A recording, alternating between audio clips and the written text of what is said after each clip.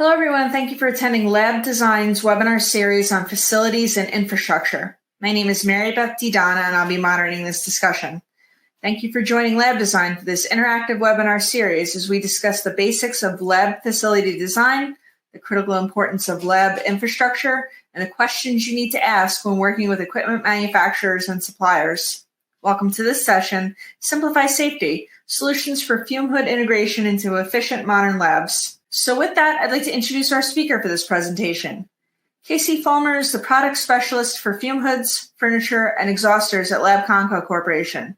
Casey has worked with architects, lab planners, and individual fume hood operators in his role at Lab Conco Corporation from the initial design phase to installation.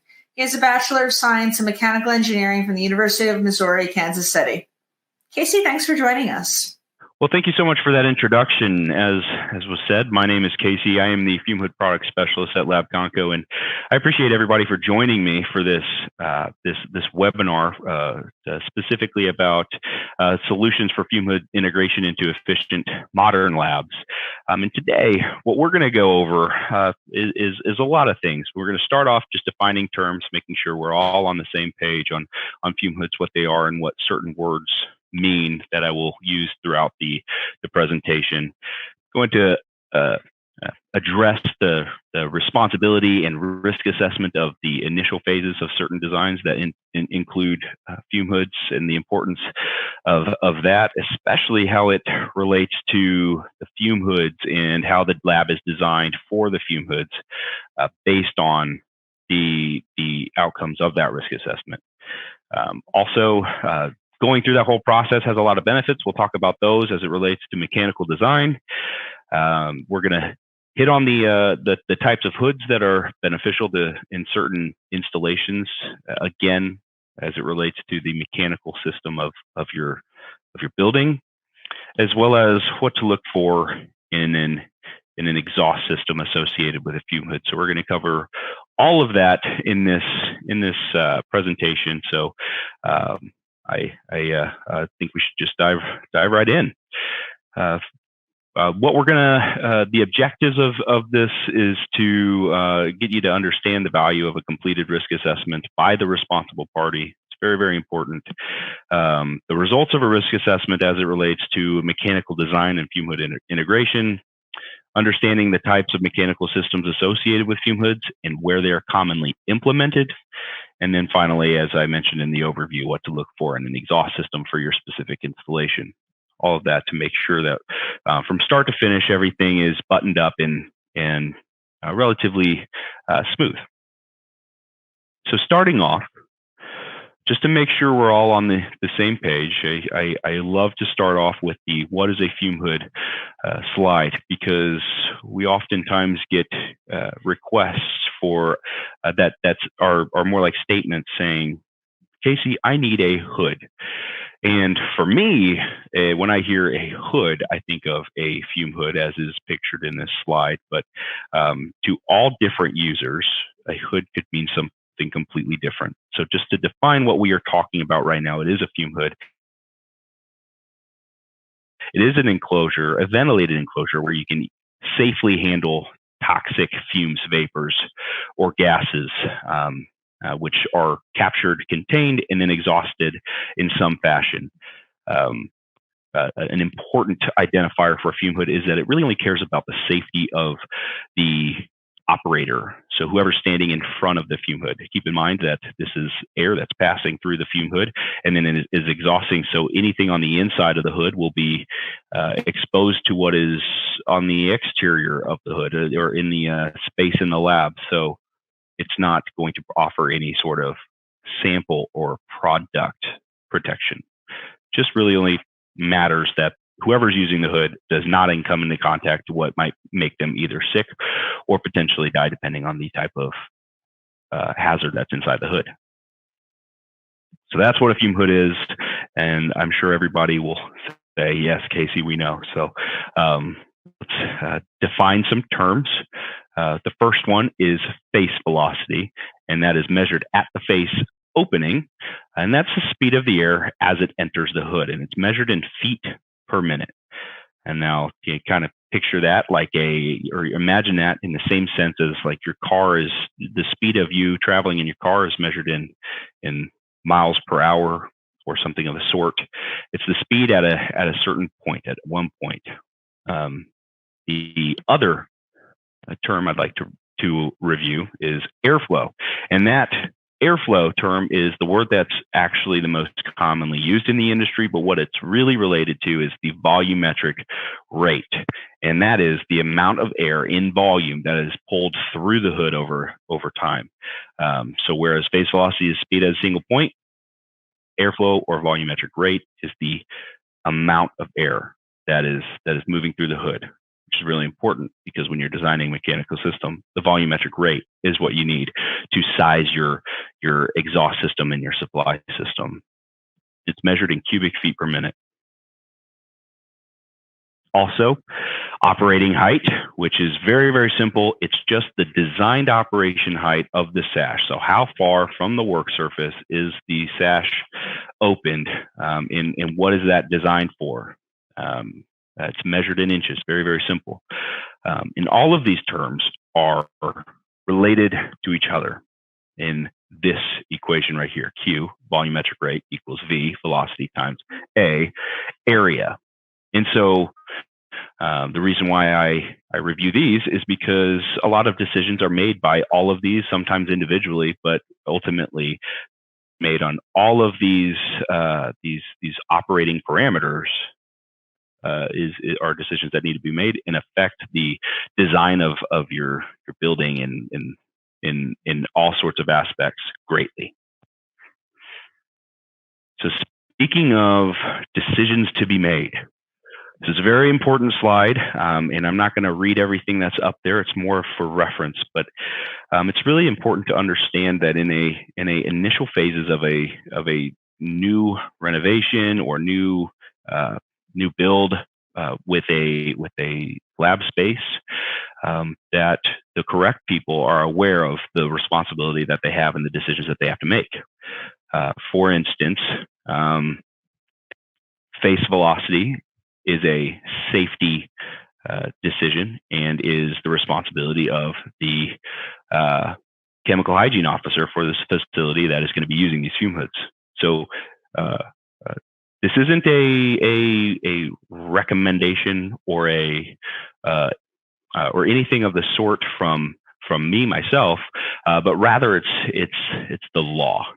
So the Code of Federal Regulations 29/1910, which is on this slide, it references that the employers are responsible for the safety of their employees.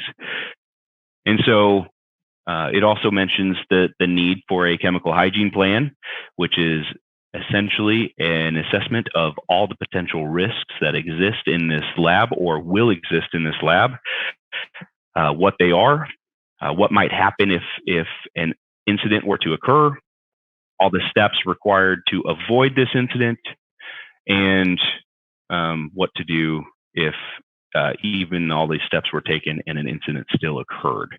So all the standard operating procedures associated with that. All of that to say, great detail needs to be taken into account whenever considering safety. And the results of that evaluation are important, and I'll talk about those here shortly. And the decisions, they affect everything. So the with this evaluation, a customer will be able to say, I need this much airflow through a fume hood. I need the rooms to be pressurized in a specific way, in all sorts of decisions like that. And that information is then communicated to the engineer, the mechanical engineer, which is then able to design a building system based on the customer's requirements that they have put forth. So the engineer is not responsible for for safety decisions. They're responsible for making the safe building happen according to the safety team of the facility that is going to be built. And then finally, the architect or the lab planner or lab designer, they really operate as a primary consultant to the the end user, to the customer. Basically, guiding them through the need for these risk assessments, for these decisions to be made, and then correlating that information to the mechanical engineer. And when this is all done right, it makes for a very smooth installation or new build, safest possible building, as well as a scenario where nobody's surprised by anything. Everything is expected because it went through the right avenue. And I mentioned that a lot of these decisions are safety decisions, and that kind of brings me to a risk assessment. And oftentimes, the idea or the concept of a risk assessment can be a little overwhelming for really anybody who hasn't done one yet. And but that does not remove the need for this. Luckily, there are a wealth of references that people can use to make their way through a risk assessment. The one that I have on this slide currently, ANSI Z9.5, which is actually ASSP ANSI Z9.5. It has an entire section dedicated to the risk assessment, evaluation, and implementation. And for other references, NFPA, and well, a variety of others that can walk somebody through this. And then it's referring to making sure that the fume hood has the right operating conditions for what is being used specifically in that space. I get a lot of times we hear, well, what does everybody else do? And that information is not relevant, because what everybody else is doing is very, very different from installation to installation. And so the risk assessment for a specific place makes sure that the safety of specifically the people in that building has been taken account of and has been evaluated. So as mentioned, the resulting risk assessment will point to a lot of different things that are important to the design of any space, especially labs. The first, as it relates to fume hoods, you might find out you should find out, I apologize, where the fume hood should actually go, such as keeping it away from air supply registers, which would potentially affect the performance of a fume hood by introducing turbulent air at the beginning or at the opening of the hood, thus causing potential exposure to the hazard on the inside. You'd also find out to keep the hood away from any high traffic areas or away from doorways, again, to make sure that anybody else who is in the lab doesn't inadvertently become exposed to, again, whatever is on the inside of the hood. All of this is related to the safety, in this case, someone who's using hood and the people that are in the space. You would also address the fume hood type that is needed. It's very important, especially when considering the materials of construction of the hood. If you're using something that is rather corrosive, well, it's important to note that a corrosive material could corrode your fume hood and ultimately create a scenario where the hood stops performing the way it should and inadvertently exposes the user to the hazard on the inside. Material of construction is very important. It would also address if there is a specific hazard that you are introducing in the application or in the process. Well, you might find that you have a specific need of that fume hood to alleviate that risk. So something that you might not know otherwise without doing an assessment. You would also find out the quantity of hoods required or available, as well as the size of hoods that you need to make sure that you have the proper safety equipment in your lab to do your procedures or whatever it is that you're doing. Continuing, these are more specific to the fume hood operation. first of all, the phase velocity. You'll note that through this process, you will understand that you might need a certain phase velocity to make sure that a level of contaminants do not exit the fume hood opening that would create a hazardous concentration of this chemical in the exterior of the hood or the user's breathing zone.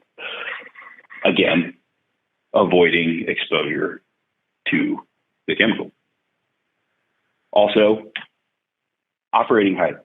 This is something that's oftentimes overlooked as a need for evaluation, but consider a lab that might have rather tall individuals working in their space.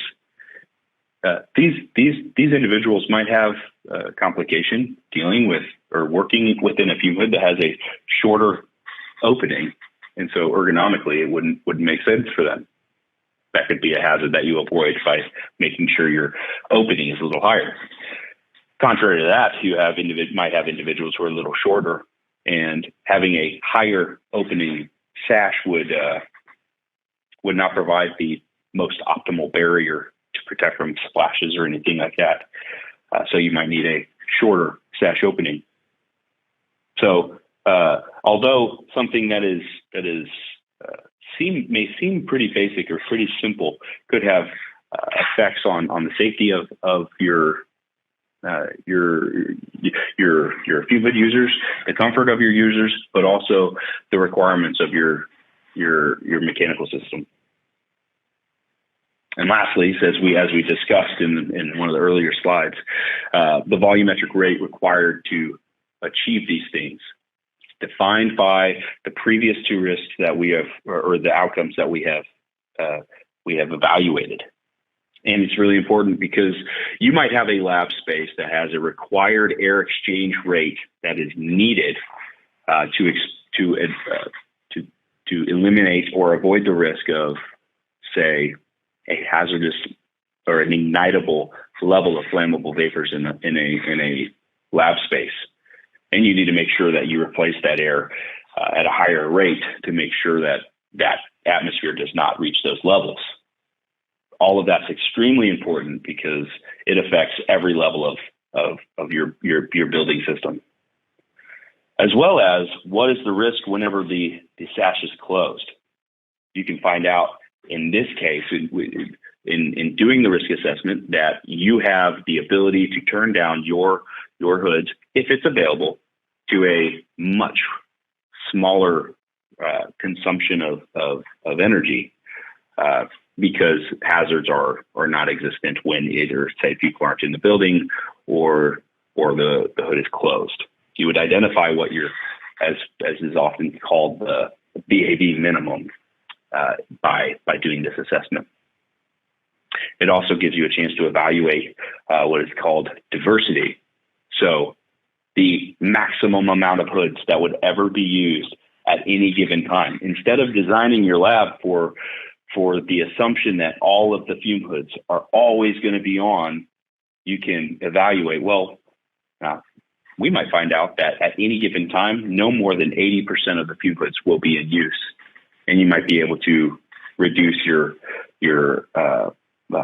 exhaust system, supply system accordingly to account what you have determined is the maximum percentage of the hoods in that space. You might find out that the greatest use would be 100% of the hoods in the space, and that is fine, but at least you have done that evaluation. The resulting benefits being to the building include many things. Specifically to the fume hood, it allows you to design for the safest, most efficient fume hood possible for your area or for your process. Validating the phase velocity needed to make sure that your fume hood users are safe from exposure might result in you finding out that a lower phase velocity is perfectly acceptable because a fume hood might have exceptional containment properties at reduced phase velocities. Something that might not have been otherwise noted or possible because an assumption was made that you needed a higher phase velocity. So that would result in the loss of energy. which leads me to the safest and most efficient laboratory. You'll make sure that the air that is being moved through that building is designed exactly for the needs that the building has to maintain room pressurizations, air exchange rates, supplying the proper amount of air to all your fume hoods, which in turn makes your mechanical system right-sized. It's not too large, it's not too small, because it's been evaluated how much air is exactly needed.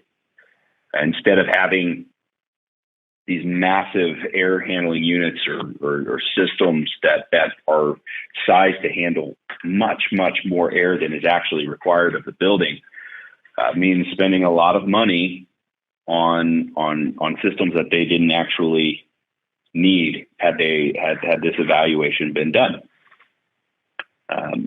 Also, it allows you to avoid any sort of hidden expense as greatly as possible. We all know that there's expenses that come up, but for instance, if you did not do this assessment and you did have a resulting way oversized mechanical system, well, those units that go on the roof are very large and therefore very heavy. And we have seen installations where a building had to be reinforced on the roof just to hold these massive units. And it turned out they didn't actually need those really big air handling units. They could have installed smaller, more efficient units that got all of the air that they needed to be moved in and out of the building without the added infrastructure to the building to be able to support the weight. And that's just one example of what could be missed. But I mean, making sure that everything's buttoned up and in the right place is the best way to avoid all these if possible. And then finally, it allows you to plan for future expansion. It allows the possibility to think, what might I need in the future? It happens quite often that customers need more fume hoods. They need to expand their productivity. They need a hood to do more things in their space. And upon evaluation, they find out that they do not have the air required to introduce another fume hood to their space, and so they have to compromise. And in some part of their lab, they have to make a compromise, whether it's to have smaller hoods or less hoods or something specific to their process that limits their expansion or productivity. They can compromise would be needed. If this is evaluated, this customer will be able to know we made sure that there was an X percent of additional airflow had we ever had the need to add in more hoods or anything else that requires airflow. Very, very important and awfully advantageous. And as it pertains to hoods on these mechanical systems, there's a few kinds that can be implemented, and I'm going to cover them here. The first being what is called constant air volume hoods, or CAV. And now these hoods are hoods that will have the same volume of air moved through them at any point in time, regardless of where the sash is open, whether it's fully open or fully closed. The hood will move the same volumetric rate of air through the hood. Now, if exhaust in a lab, if the required air exhausted in a lab is greater at all times than the designed need of the fume hood, this would be a great. This would be a place where you would put a constant air volume hood in. Keep in mind, a lot of places fume hoods are used as one of the primary exhaust rates for the locations for the air that's in the lab. It's one of the best ways to move air out of a lab. And so if you have a room that, let's just keep it simple, has a requirement to move 1500 CFM through it to have a specific air exchange rate that you've defined in your risk assessment, or that has been defined in the risk assessment. Well, a hood that needs 1000 CFM to operate, it wouldn't make it wouldn't add any value to be able to modulate that airflow to increase or decrease the airflow through the hood, because you already need to move 1500 through the lab. You might as well take the full 1000 through the hood at any space. There's no benefit in reducing the airflow there. Also, if the difference between the two airflows is so little that the benefits of reducing the energy consumption do not outweigh the cost of installing a more sophisticated system such as the VAV, you might decide that the CAV is the way to proceed. The first type of hood, and the next type of hood is a VAV, or variable air volume. And the way these hoods are used are exactly how the name sounds. And that's the airflow through the hood will change as the sash is open and closed. It will vary as the sash is open and closed. So when the hood is being opened, the airflow or volumetric rate will increase. And when it's being closed, the volumetric rate will decrease to maintain a designed base velocity. It's a great way to reduce energy consumption, specifically if the exhaust for the fume hoods greatly exceeds the volumetric rate required through the room when the hoods are not in use. If you have no need to move all this air through the lab, because your air exchange rate is lower when people are not in the space, then really that air can be considered wasted. And so reducing that air in those specific instances that you have determined is acceptable can allow you to save a lot of energy in fume hood air consumption.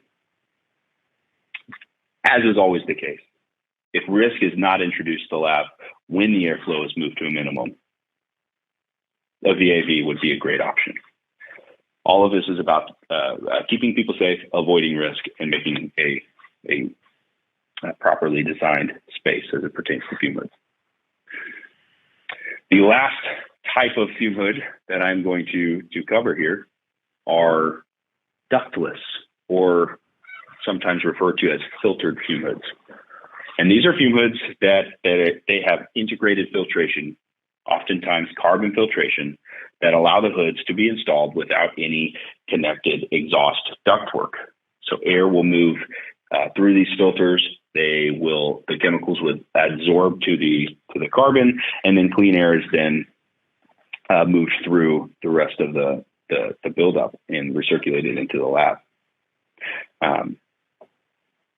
Exceptionally well implemented whenever an existing mechanical system is maxed out, or there's no additional capacity for exhaust within a existing mechanical system, because you're already moving air through that lab, and this type of hood does not require air, so they really can go in any location as long as it is acceptable based on, again, the risk assessment.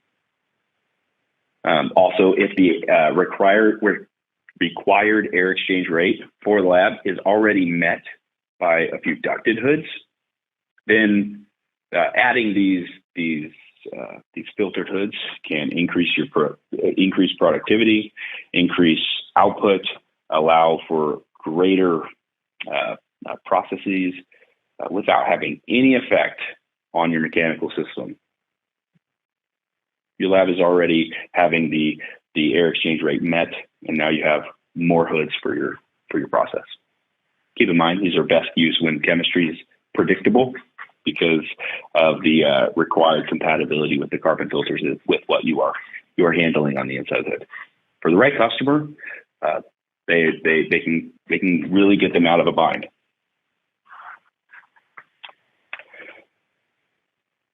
And as with most fume hoods, with the exception of that last slide, they are oftentimes exhausted. And there are things to consider whenever you're implementing these into a lab. What is available. First, knowing what exists in the building and what the needs are for the hood. So if your building has a building management system or BMS, well, how does that building management system communicate? And can the exhaust system communicate this way? This allows you to be able to have a sophisticated installation process. It would make the installation more streamlined and make a lot of people a lot happier being able to communicate that way with their exhaust system. Also, as important is the material of compatibility with the exhaust fan. So not only is it important to note what your fume hoods materials of construction are and that they are compatible with the hazard being handled inside of it, but also it's important that the exhaust fan is compatible in the same way, because the same chemicals, the same hazards that are inside the hood are going to be moved through the exhaust fan, and having a properly chemically resistant exhaust fan housing can really give you some peace of mind, knowing that your fan is built to last and it has the best chance of longevity. Continuing on, it allows for to consider the simplicity in setup. There are a lot of different types of exhaust systems. The ones I have pictured are just an example, but they range from cheap kind of dated technology, such as like a belt drive, that can be expensive and to install, tedious to install and balance, and they require substantial maintenance. They are less expensive than the higher end exhaust fans, but they do require more care, such that, say, a direct drive fan could help alleviate due to the ability to be installed easily. They're more efficient and things of the sort. So something to look for when you're looking for exhausting your fume hoods. Remote monitoring, if you have a desire to remote monitor not only your hood, but the status of your exhaust fan, is something to consider as well. And if you have that desire, you will need to make sure that your exhaust fan will be able to communicate that way. And you'd have to be okay with whatever information that exhaust fan is ready to convey to you, making sure that you're able to monitor whatever information that you specifically need to know about, as well as adjustability. If it's needed, does your exhaust fan have the ability to increase or decrease flow, or are you needing the ability to manipulate that through the building management system? If you have a constant air volume fume hood, you would not necessarily need the ability to increase or decrease airflow, because it's not what that system is designed for.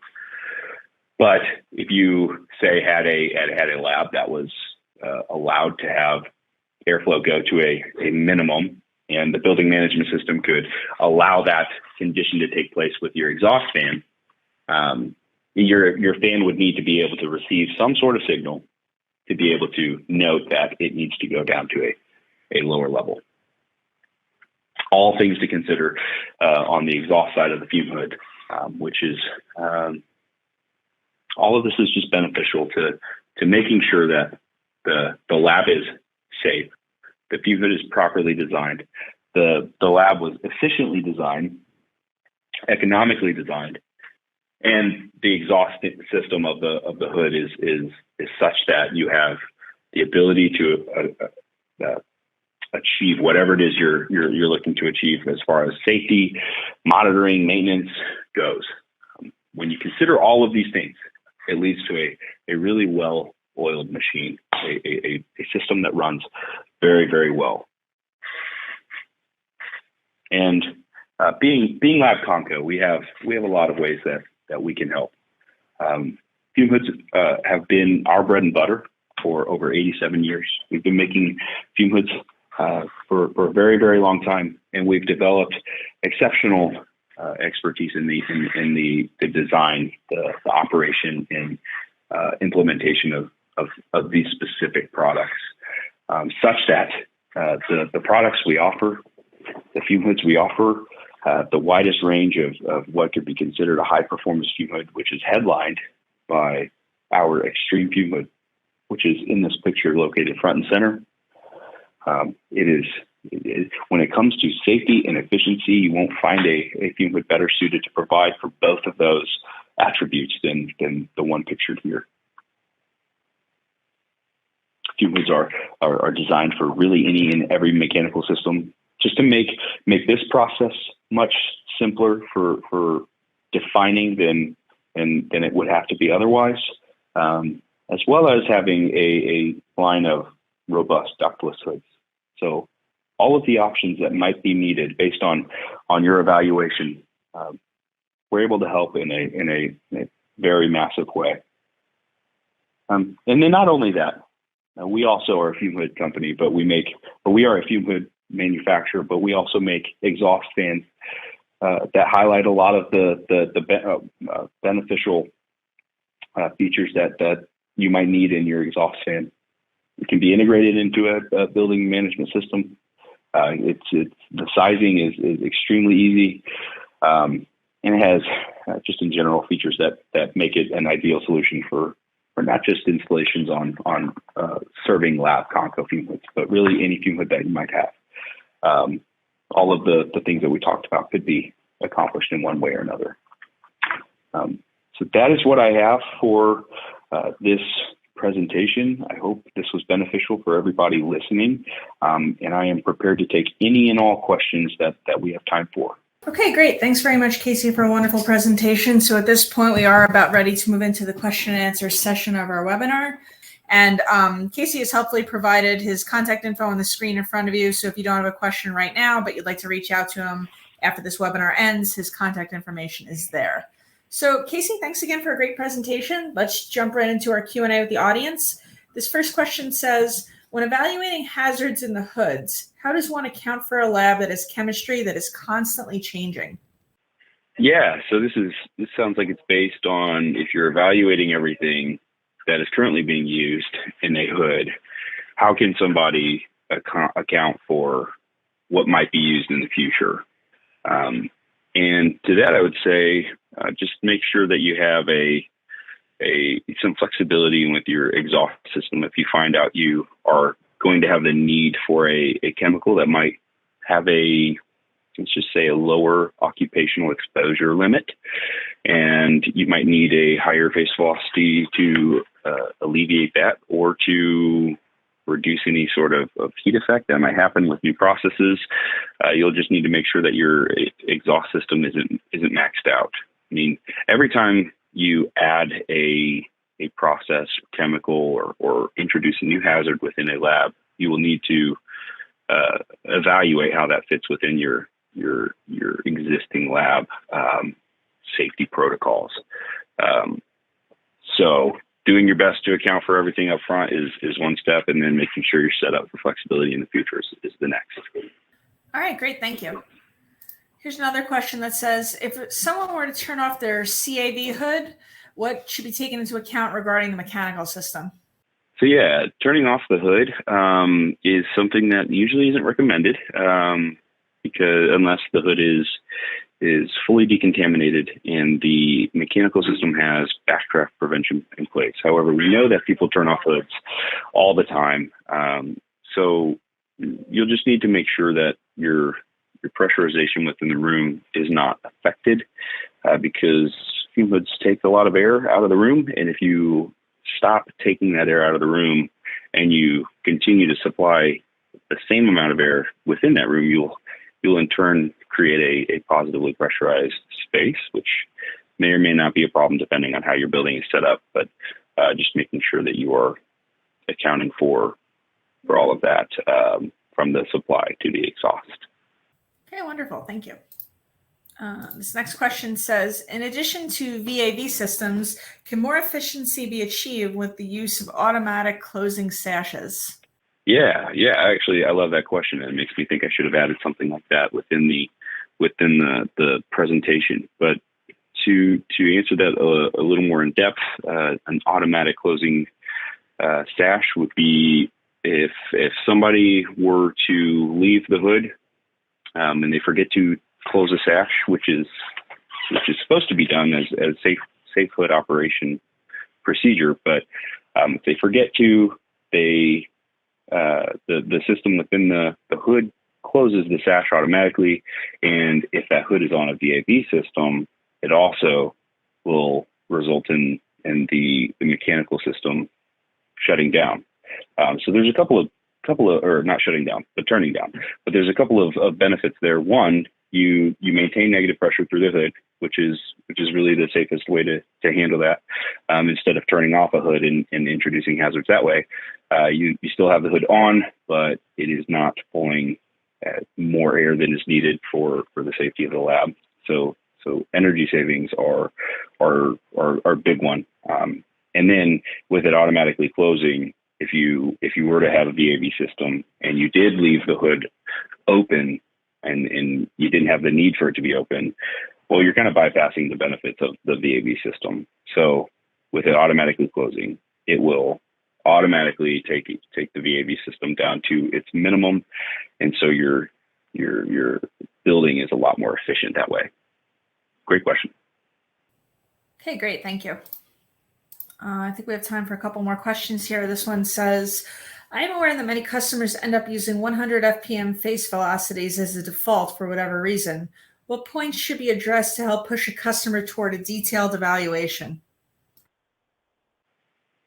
Yeah, I actually am very well familiar with that exact scenario where people just default to the 100 feet per minute face velocity, since that's really what's been the industry standard for a really long time. But in instances where somebody uses that as just a default without evaluating, well, they miss out on a couple of things. One, the potential for a significant reduction in energy consumption by your lab, and as you know, energy consumption is directly related to cost for operation. So going through that evaluation gives you at least the opportunity to find out that your hood provides perfectly safe operation at reduced face velocities, which immediately could result in as much as like a 40% reduction in energy consumption or HVAC costs. So they could just be wasting money that they could use elsewhere in their research or in their lab space. But also, you're kind of missing out on the flip side of it.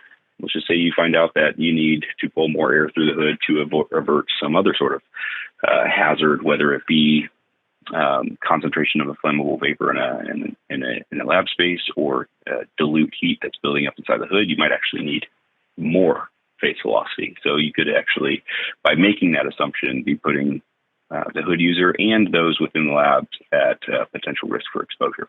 So safety and money are usually good ways to convince people to take the time to do that. All right, great, thanks. Next question says, I have seen an increase in popularity of the ductless hoods, but I am just interested in more information on them that would help a customer understand the safety of the hoods. Yeah, I have also seen the increase of the request for those types of hoods, and I kind of think of two different things that you can draw attention to. Is one is the type of filter configuration. There's an organization called SEFA, the Scientific Equipment and Furniture Association, and they designate 3 different filtered hood types: a DH1, DH2, and DH3. And each of those are related to the filtration configuration. And that in and of itself is a pretty long presentation, but I will just kind of draw attention to the DH3 is the highest level of containment and safety when it comes to these filtered hoods as defined by SEFA.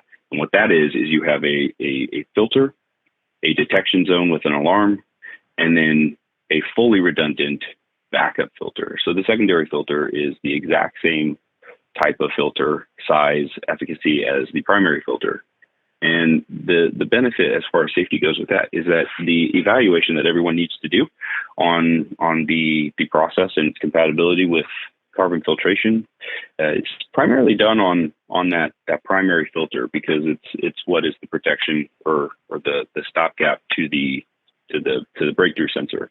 But with the fully redundant same filter on the secondary backup, you know that even if you get a filter alarm, your filters are loaded and the chemicals are starting to break through that first level, you have a full full confidence that that secondary filter is exactly what is needed to make sure that you're able to finish your application safely, and then you can, once you're finished, you can replace the filters. Because the evaluation that was done on the primary filter applies to the secondary filter. So that's the first thing. And then the second thing about it is that you can look at a lot of the industry standards, the main industry standards. I touched on one standard, the ANSI ASSP Z9.5 earlier in the presentation.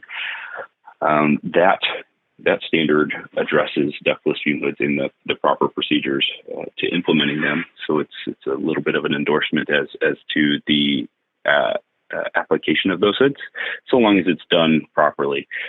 Similarly, NFPA 45 in that standard, which is also a very heavily referenced standard in the world of fume hoods, that also has the similar acceptance of ductless hoods along with evaluation. So you do an evaluation on what you're using in the hood, and you have a document that references, yes, this filter will contain your chemicals, and this is about how long your filters will last. So all of those things together kind of leads to a pretty good support for the implementation of the ductless hoods, as they are a good option, especially in the world of we need things to be more efficient. We need to stop using so much energy.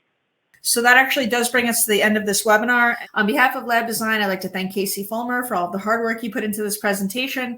And I'd like to thank all of you for taking time out of your busy schedules to join us.